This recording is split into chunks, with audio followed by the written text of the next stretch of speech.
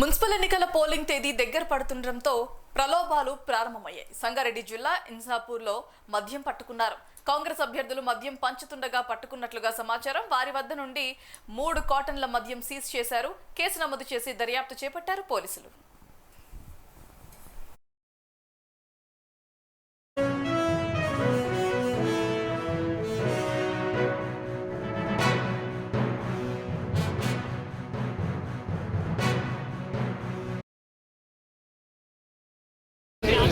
గ్రామంలో ఈ మున్సిపల్ పరిధిలో మరి గత 20 సంవత్సరాల నుంచి ఈ దొంగ శ్రీశైలము మరి ఎన్నో కుంభకోణాలు చేసి ఎన్నో ల్యాండ్స్ను కబ్జా చేసి ఆ పార్క్ ప్లేస్లో నమ్ముకొని ఈరోజు ఆ డబ్బులు సంపాదించి 100 కోట్లు సంపాదించి ఈరోజు మళ్ళీ ఎలక్షన్లలో కోట్ల రూపాయలు ఖర్చు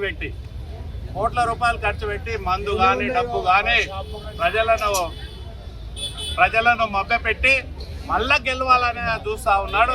ఈరోజు ప్రజలంతా చైతన్యవంతులయ్యి మరి ఆయన ఆటలు సాగనీయకుండా ఈరోజు ప్రజలే ఓటర్సే పట్టుకొని ఇక్కడ పట్టుకోవడం జరిగింది. మూడు కాటన్ల ఫుల్ బాటిల్స్.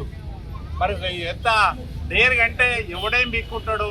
ప్రభుత్వం మాది ఉంది, నా ఇష్టం ఉన్నట్టు చేసుకుంటా, నేను అధికారంలో ఉన్నా అన్న అహంకారంతో ఈరోజు ముందుకెళ్తా ఉన్నాడు.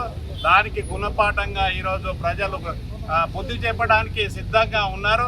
అది కాసుకో ఖచ్చితంగా జరుగుతుంది. ఏ పార్టీకి సంబంధించిన అతను? ఏ పార్టీకి సంబంధించిన? కాంగ్రెస్ పార్టీకి సంబంధించిన శ్రీశైలం మాజీ సర్పంచ్. ఆయన అరాచకాలు ఎక్కువైపోయినాయి, డబ్బు దాని అహంకారం ఎక్కువైపోయింది. ఈరోజు 3 కాటన్లు మందు తీసుకొని డైరెక్ట్గా మందు వంచుతున్నాడు. దానికి మేము ఆపితే మా కార్యకర్తలు ఆపితే ఎవరిని చెప్పుకోండిరా, ఏం బిక్తారో పీక్కోండిరా అని వాళ్ళ వర్షన్ మాట్లాడుతున్నారు.